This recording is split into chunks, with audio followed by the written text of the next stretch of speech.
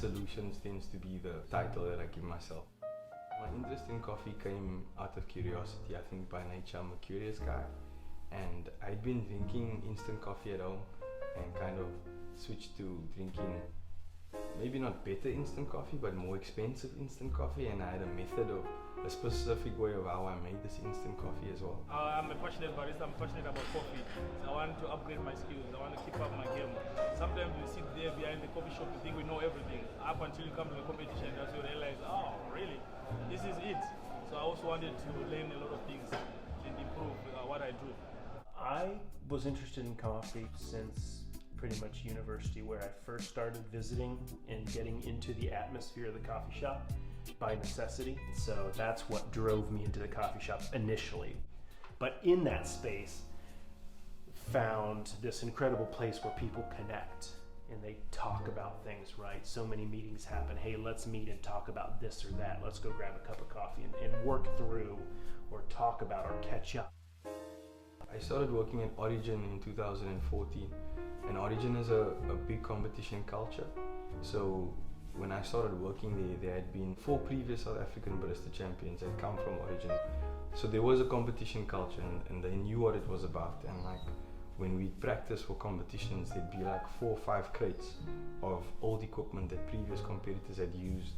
And if you want to compete, you go and look through stuff in the crate, and there's milk jugs and cups and all these things. But I hadn't competed before. So it took me about a year to say like, okay, cool, I want to compete now. So my first competition was in 2015 for the 2016 championships.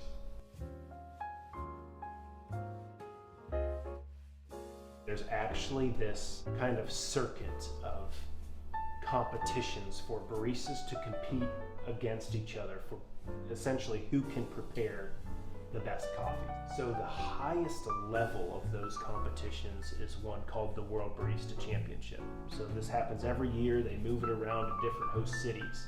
But in order to qualify and compete in the World Barista Championship, you have to win a series of other barista competitions in order to qualify for that one. So around the world, the Specialty Coffee Association and its different branches across the world host these regional qualifying competitions. For this competition, I've done some very specific and strategic stuff because I wanted to see how the judges are going to score me, and it might work in my favor and it might not, but it was kind of like an experiment.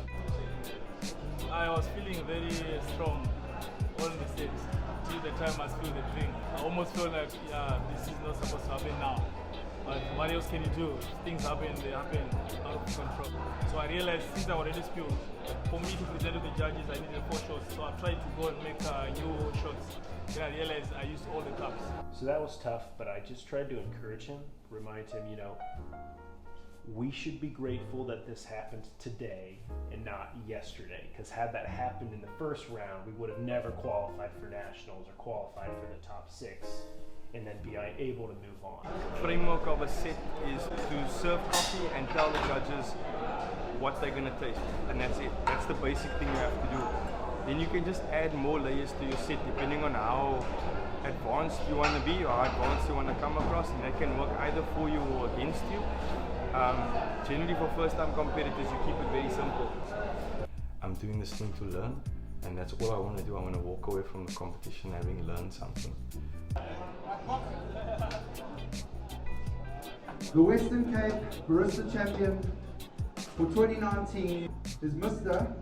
Thomas. Winston Thomas.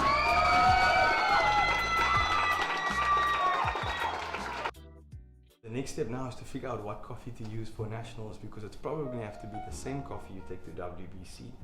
And the challenge is with that is it's probably going to be extremely expensive. So there's the risk of paying a lot of money for a coffee for nationals. If you don't make it, like, it's a big expense to carry, and it only pays off if you win the competition, because then you might get a few sponsors that could contribute to WBC.